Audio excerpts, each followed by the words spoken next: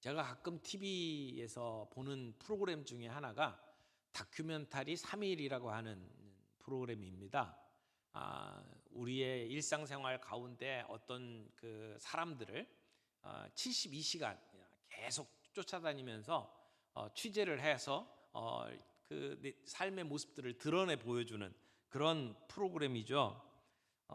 우리의 일상들을 관찰하면서 따뜻한 시선으로 우리의 문제점들 또는 우리의 삶의 모습들을 드러내는 아주 보기 드문 좋은 그 프로그램이라고 저는 생각을 합니다. 오늘 저는 부활절을 맞이해서 예수님께서 십자가에 못 박혀 죽으시고 그리고 안식일이 지나고 부활주일 아침을 맞는 그때까지 이게 72시간 다큐 3일에 해당하는 분량이라고 생각을 합니다. 그래서 오늘 아침에는 이 3일 동안에 어떤 일들이 벌어졌는지에 대해서 함께 살펴보면서 은혜를 나누었으면 좋겠다 생각을 했습니다. 부활이라고 하는 것은 이 십자가를 통해서 오지 않습니까? 십자가의 죽음이 없다면 부활이 불가능합니다. 또 이런 부활을 통해서 예수님이 어떤 분이신지를 증명하고 계시죠. 그리고 이 부활은 사람들을 변화시킵니다. 예수님을 따라서 다녔던 제자들이 십자가 앞에서는 무기력하고 실패한 것처럼 보이는데, 그런데 갑자기 이들에게는 생동감이 있고 기쁨으로 변화되는 아주 드라마틱한 변화를 경험하게 됩니다. 이 변화의 핵심은 부활이었습니다. 그래서 오늘 이 3일 동안에 일어난 일들을 저희들이 한번 좀 살펴보면서 우리에게 들려주시는 하나님의 음성을 함께 나누기를 원합니다. 첫 번째는 안식일 바로 전날, 두려움과 고통의 날에 대해서 살펴봅니다. 이날은 예수님께서 십자가에 못 박혀 돌아가신 날입니다. 우리는 그날을 성금요일이라고 이야기를 하죠. 그날 예수님은 어떤 시간들을 보내셨을까요? 유대인들은 하루의 시간을 해가 질 때부터 시작해서 그 다음날 해가 질 때까지를 하루로 봤습니다. 그래서 예수님의 그 안식일 전날을 따지자면 사실은 목요일 날 저녁에 제자들과 함께 만찬을 하시고 겟세마네 동산으로 가셨던 거기에서부터 하루를 계산을 해야 되는 것이 아마 맞을 겁니다. 예수님은 제자들과 함께 유월절 만찬을 보냈습니다. 그날에 예수님은 자신이 이제 곧 죽게 될 것을 제자들과 함께 나누셨죠. 다가올 고통이 어떤 것인지는 예수님은 다 알고 계셨습니다. 끔찍한 육체적인 고통, 그리고 사람들로 하여금 그 비난받아야 되고, 그리고 그 저주받는 그러한 상태에 놓이는 그 고통, 하나님과의 단절되는 영적인 고통, 또 우리 모든 사람들의 죄를 다 짊어지고 가셔야 되는 그러한 이 영적인 고통이 예수님에게 얼마나 무섭게 다가올 것인지는 예수님은 알고 계셨습니다. 근데 그 시간을 준비하는 예수님은 그 시간을 어떻게 보내셨나요?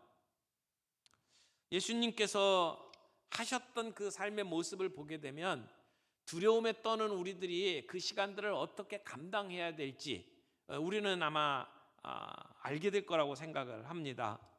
오늘 우리는 코로나19로 인해서 심각한 두려움과 고통 속에 살아가고 있습니다. 백신 맞고 또 치료제가 나오면 이 모든 문제들이 금방 해결될 것이라고 생각했던 우리의 기대는 여지없이 무너져 버렸습니다. 그리고 지금 우리는 계속해서 두려움에 떨고 있습니다. 백신을 일반 사람들에게 맞춘다라고 이야기를 하는데 이제 그 백신을 맞아야 될지 말아야 될지 고민하시는 분들도 많이 있더라고요. 이게 쉽게 끝날 일이 아니다라고 하는 것을 우리가 보면서 두려움에 쌓여 있습니다. 단지 이런 건강의 문제만이 아닙니다. 대공황 이후에 경제적으로 심각한 타격을 받고 있죠. 실업률은 최악의 상태에 지금 머물러 있고요. 기업마다 줄도산하고 있는 어려운 상황 속에 살아가고 있습니다. 이런 두려움 속에 살아가는 우리들이 오늘 우리는 어떻게 해야 될 것인가? 우리 예수님의 그 모습 속에서 어떤 해답을 얻을 수 있기를 바랍니다. 두려움과 고통의 시간에 예수님께서는 어떻게 하셨습니까? 믿음의 친구들과 함께 하셨습니다. 제자들과 함께 만찬을 하시고 제자들과 함께 기도의 자리로 나아가셨습니다. 늘 기도했던 겟세마네 동산으로 가셔서 기도하는 시간들을 가지셨죠. 배신당하고 그리고 그 고통당하는 그 순간을 앞에 두고 예수님은 친구들과 함께 시간을 보냈습니다. 여러분, 우리가 어려운 일들을 당할 때에 그 고통의 시간을 혼자 보내려고 하는 것은 정말 잘못된 결단이라고 생각합니다. 종종 죽음을 눈앞에 두고 또는 수술을 해야 되는 어떤 그 위기를 만나고 또 경제적으로 또 사람들과의 관계 속에서 힘든 시간을 보낼 때에 주변에 있는 사람들과의 관계를 끊고 동굴 속으로 들어가시는 분들이 있어요. 믿는 분들 가운데에도 그런 분들이 종종 있어요. 내가 교회에 다른 분들에게 패키치지 않아야겠다라고 생각을 하시면서 그렇게 하시는 거 충분히 이해가 됩니다만은 현명한 판단은 아니라고 생각을 합니다. 그럴 때일수록 우리에게는 친구가 필요합니다. 기도가 필요합니다. 그럴 때 우리의 힘든 마음의 상태를 내어놓고 감정을 나누는 것이 필요합니다. 여러분, 감정은 함께 표현될 때 치유받습니다. 그런데 아무하고나 우리의 감정을 표현하지 않잖아요. 내가 아파요. 내가 힘들어요. 나 죽을 것 같아요. 이런 이야기를 길거리 지나가는 아무에게나 말하지 않습니다. 마음을 터놓고 얘기할 수 있는 친구가 있어야 되죠. 오늘 우리 교회 안에는 그런 마음을 터놓고 함께 위로하며 격려할 수 있는 그러한 모임들이 있죠. 우리는 그것을 순모임이라고 표현을 합니다. 또 제자 훈련을 받고 성경 공부를 하고 함께 사역을 하고 있는 그러한 정말 좋은 믿음의 형제 자매들이 우리 주변에 있습니다. 예수님께서 그 힘든 시간에 친구들과 함께 계셔야만 했다면 우리는 더욱 그렇습니다.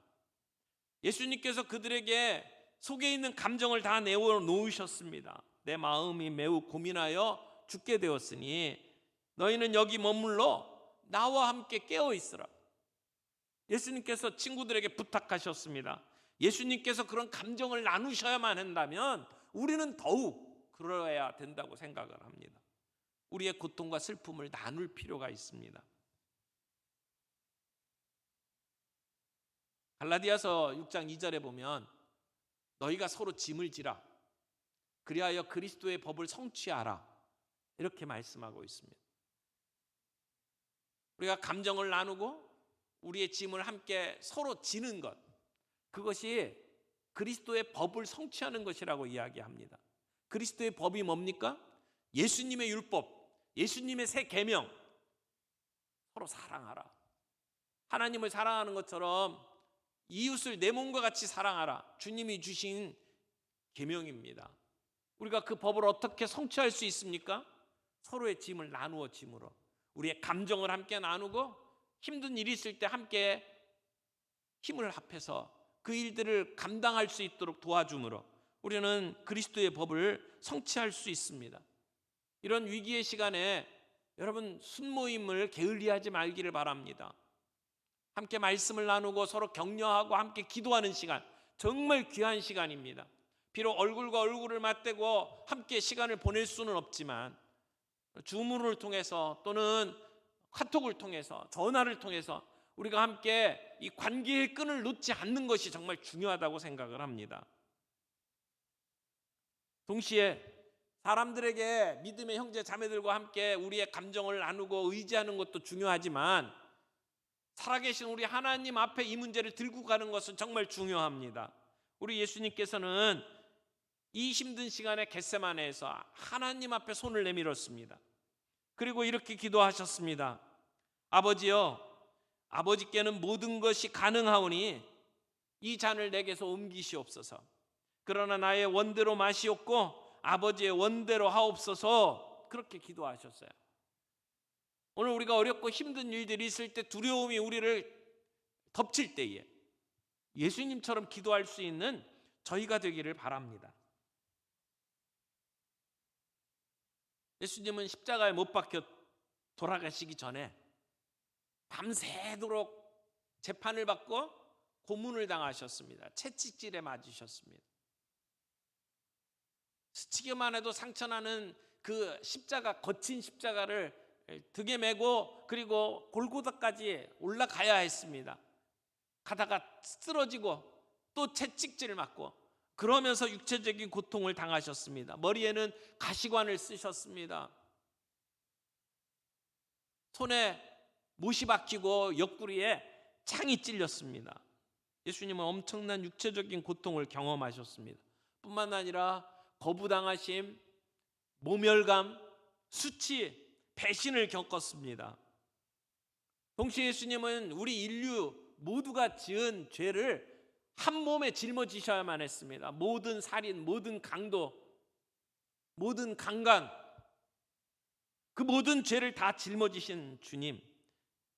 그러나 그 무엇보다도 힘들었던 것은 하나님과의 분리였습니다. 아버지 하나님과 분리되는 지옥의 경험을 해야만 했습니다. 그래서 어찌하여 나를 버리십니까? 라고 절규할 수밖에 없었던 예수님의 고통. 그때 예수님은 그 고통을 눈앞에 두고 이렇게 기도했습니다. 먼저 하나님의 능력을 인정했죠. 아버지께는 모든 것이 가능하오니, 우리 하나님 아버지 능력의 하나님인 것을 믿습니다. 무엇이든지 할 수 있다는 건 저를 압니다. 라고 기도했습니다. 두 번째는 자기의 소원을 아뢰었습니다.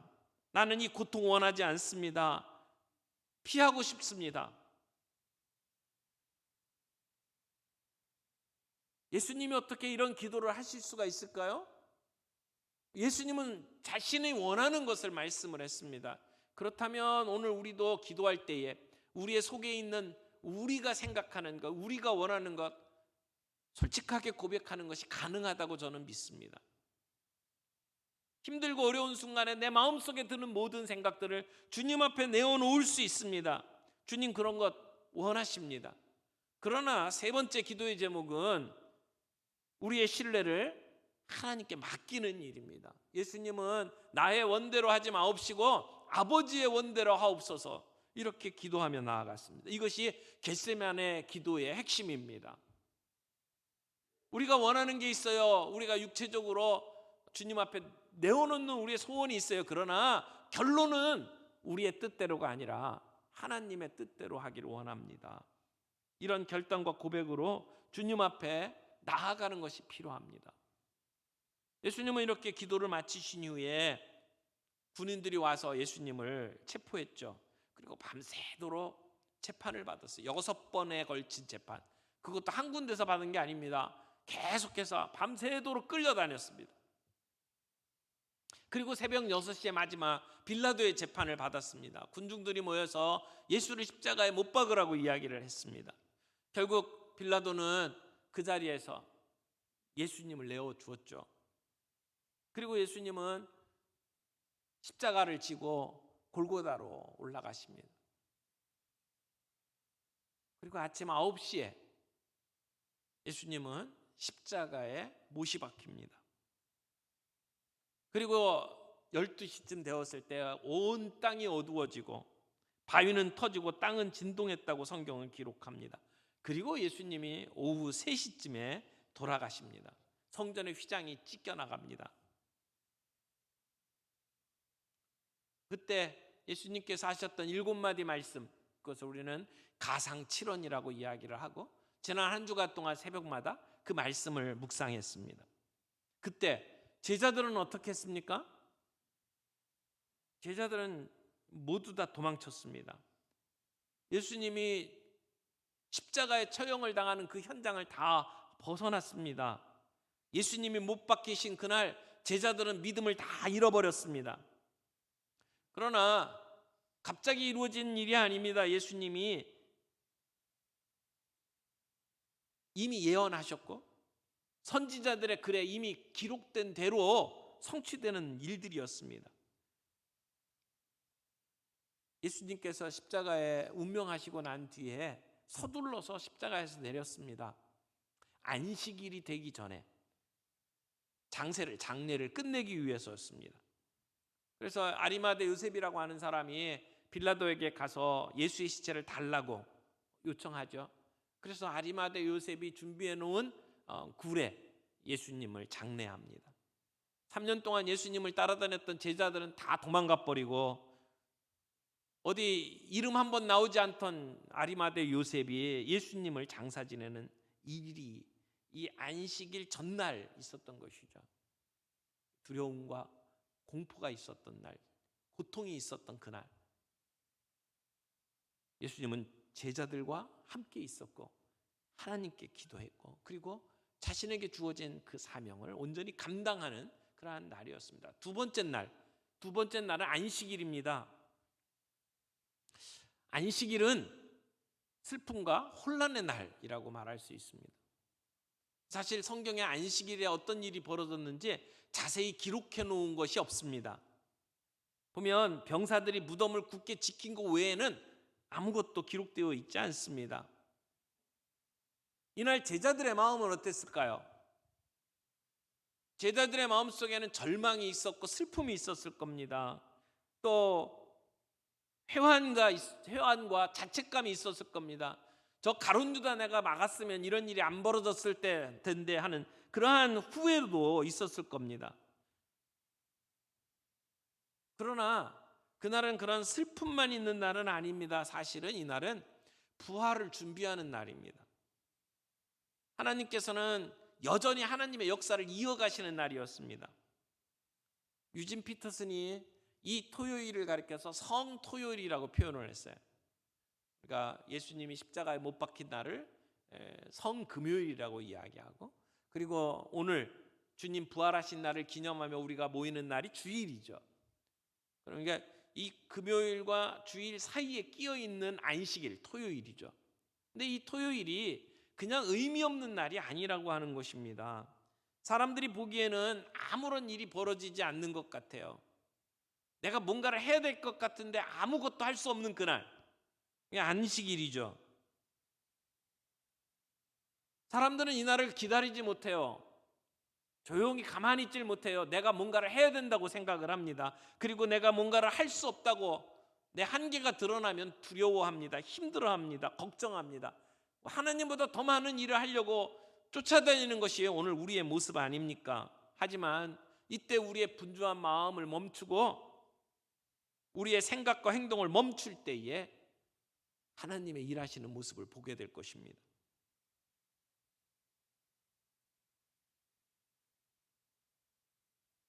제자들은 예수님을 다 떠나갔습니다. 도망갔습니다. 베드로는 3번씩이나 예수님을 모른다고 부인했습니다. 자기의 스승이 저렇게 허망하게 세상을 떠나는 모습을 보며 곧 자기들도 죽을지 모른다라고 하는 그러한 두려움에 사로잡혔을 것입니다. 그러나 예수님은 이런 일들이 이미 일어날 것이라고 제자들에게 경고했습니다. 6월절 만찬 자리에서 예수님은 이렇게 말씀했죠. 너희들이 다 나를 버리리라. 예수님의 말씀대로 그런 일이 벌어지고 만 겁니다.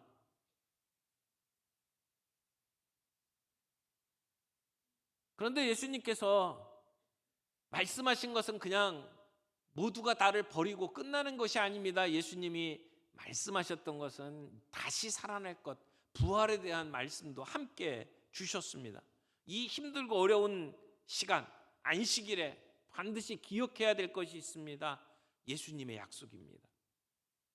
예수님의 약속을 우리가 붙잡고 있다면 그냥 넉넉고 망연자실하게 있을 수만은 없습니다. 우리 안에 기대감을 가지고 이 시간을 지내게 될 것입니다. 예수님 십자가에 처형되기 전에 제자들에게 이렇게 얘기했어요. 조금 있으면 너희들이 나를 보지 못할 것이요. 또 조금 있으면 너희들이 나를 보리라. 예수님이 이 제자들을 떠날 것을 얘기하셨고 그리고 다시 제자들을 보게 될 것을 말씀을 하셨죠. 요한복음 16장에는 이렇게 말합니다. 너희는 곡하고 애통하겠으나 세상은 기뻐하리라. 너희는 근심하겠으나 너희 근심이 도리어 기쁨이 되리라. 십자가 사건으로 인해서 제자들은 곡하고 애통할 것입니다. 그러나 세상은 기뻐할 것이다. 그러나 너희의 근심이 도리어 기쁨이 될 것이라고 예수님이 말씀하셨어요. 제자들은 지금 슬픔을 겪고 있습니다. 안식일, 토요일, 상실의 날입니다. 그러나 그 다음 날엔 기쁨이 그들에게 찾아올 것입니다. 아무도 그들에게서 그 기쁨을 빼앗을 수 없을 것입니다. 지금 우리 모두가 힘든 시기를 지나고 있습니다. 이때 우리가 뭘 해야 합니까? 주님의 약속의 말씀을 붙잡는 것이 필요하다고 생각합니다. 성경에 보면 굉장히 많은 약속들로 가득 차 있습니다. 어떤 학자가 성경에 나오는 약속의 숫자를 다 세보니까 7,000개라고 이야기하더라고요. 주님이 우리에게 주신 약속들입니다. 이건 마치 수표와 같아요. 백지 수표와 같습니다. 우리가 언제든지 쓸 수 있는 것. 여러분, 아무리 우리에게 경제적인 손실이 있고 어려운 일이 있다 할지라도 보험에 든 사람들은 그렇게 두려워하지 않습니다. 주님의 약속은 우리가 들어놓은 보험과 같아요. 그런데 우리가 그 보험에 뭐가 우리에게 약속되어 있는지 우리가 모르면서 살아가기 때문에 문제죠. 우리가 그 보험 약관에 뭐라고 쓰여졌는지 기억할 필요가 있습니다. 오늘 주님께서 우리에게 주신 약속의 말씀이 뭡니까? 그리스도의 고난이 우리에게 넘친 것 같이 우리가 받는 위로도 그리스도로 말미암아 넘치는도다. 우리가 고통을 당하지만 그러나 예수 그리스도께서 주시는 은혜로 말미암아 우리는 위로받을 것이다. 성경은 분명하게 이야기를 합니다. 이사야서 말씀을 보면 우리가 물 가운데 지날 때에도 내가 너와 함께 할 것이다. 강을 건널 때에도 물이 너를 침몰치 못할 것이다. 내가 불 가운데 들어가더라도 타지 않을 것이다. 불꽃이 너를 사르지도 못한다. 그렇게 약속하셨습니다. 우리 하나님은 나쁜 것들 가운데에서 좋은 것으로 바꿔주시는 하나님이십니다. 사람은 그렇게 못합니다. 좋은 것에서 좋은 것밖에는 못 얻죠. 그러나 우리 하나님은 나쁜 것에서 좋은 것을 만들어지는 선수입니다. 십자가에서 부활을 만들어내시는 하나님이십니다.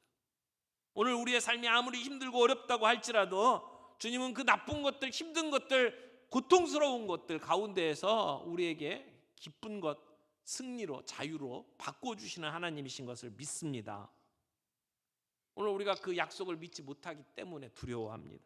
약속을 믿지 못하기 때문에 너무나도 빨리 포기합니다.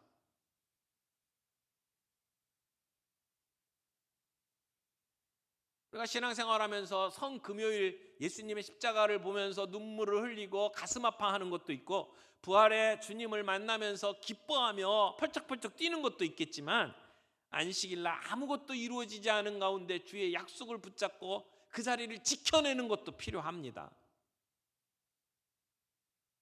보이지 않아도 느껴지지 않아도 하나님은 오늘도 여전히 일하시는 하나님이시기 때문에 그렇습니다. 세 번째는 안식 후 첫날입니다. 오늘 우리는 그날을 주일이라고 이야기하죠. 주일은 자유와 기쁨의 날입니다. 우리의 두려움과 고통을 떨쳐낼 수 있는 유일한 방법은 부활 신앙을 회복하는 것입니다. 우리가 매주 주일마다 함께 모여 예배드리잖아요. 주일은 예수님의 부활을 기념하는 날입니다. 안식 후 첫날 모이는 거죠. 여러분, 이 세상에서는 죽음보다 더 큰 권세는 없다고 생각을 합니다. 죽음은 끝이라고 생각합니다.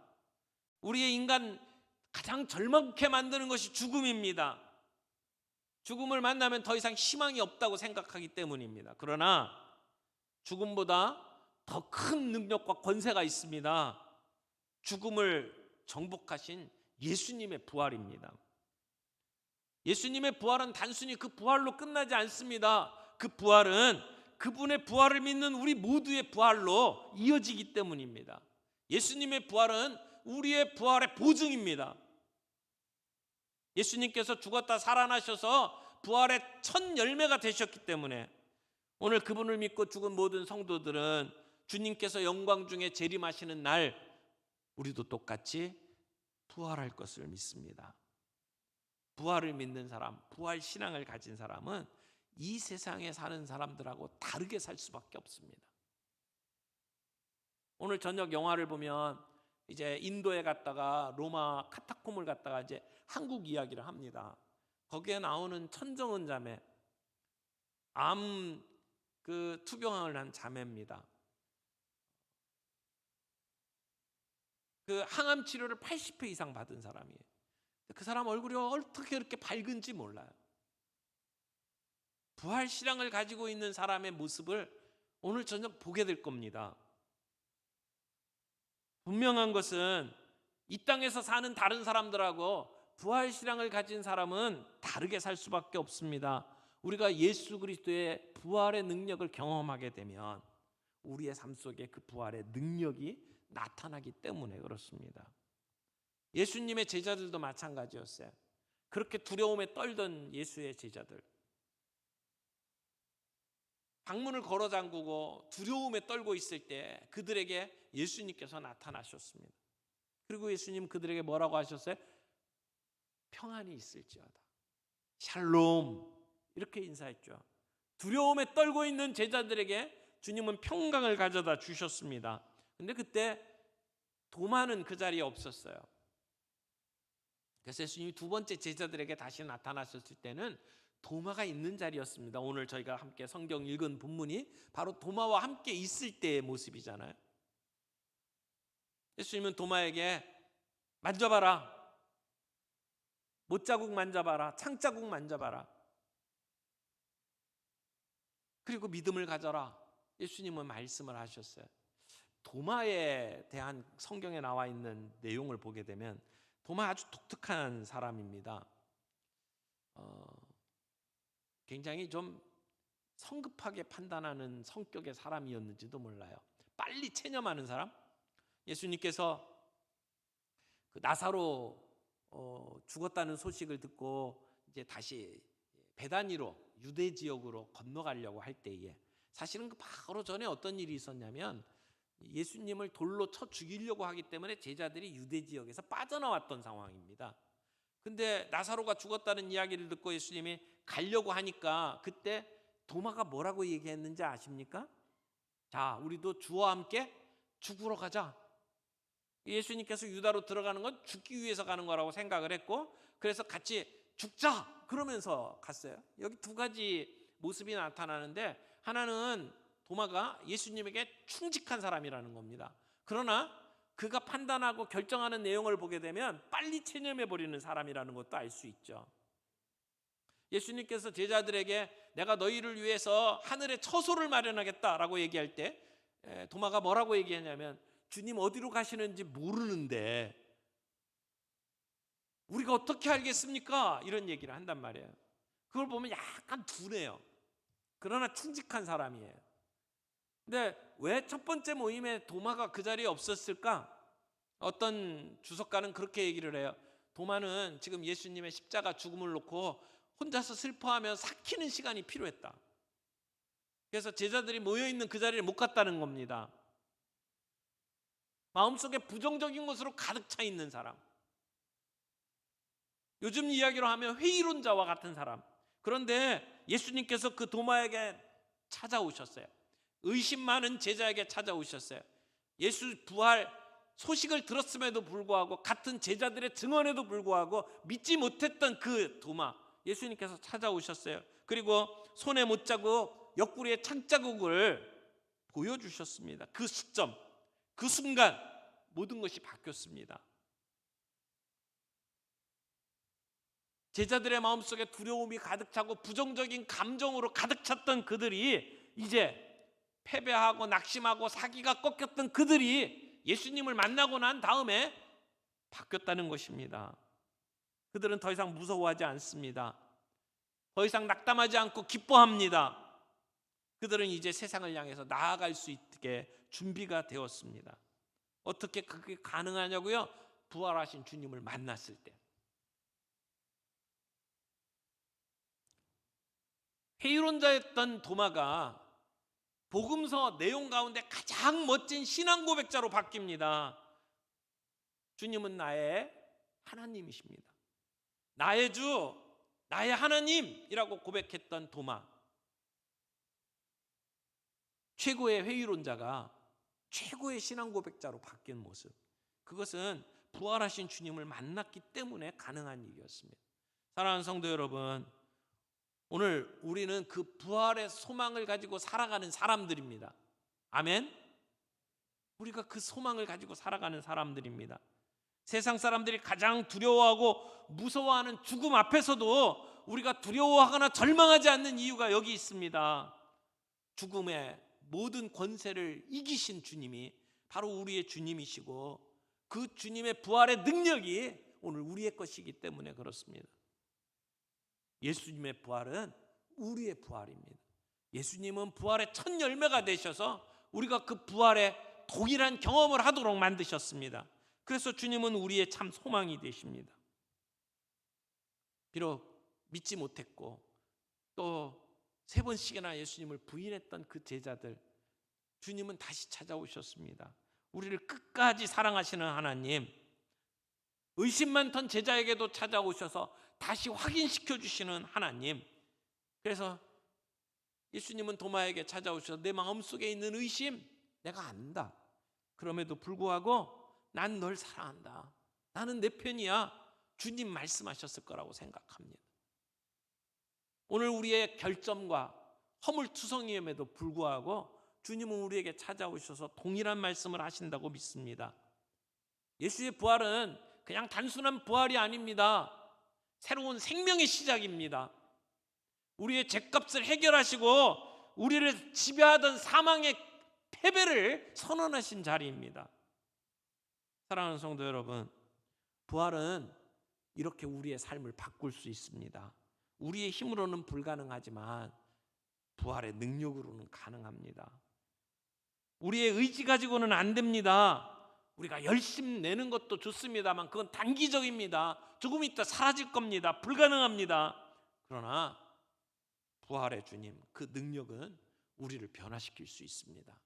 오늘 우리가 힘들고 어려운 시간들을 보내지만 이 시간들 속에 우리 주님을 바라보며 감당할 수 있는 힘을 얻기를 바랍니다. 죽음을 이기신 부활의 능력이 오늘 우리 모두에게 필요합니다. 우리가 할 수 있는 건 뭡니까? 손을 뻗어서 그분의 능력을 의지하는 겁니다. 그분을 바라보는 겁니다.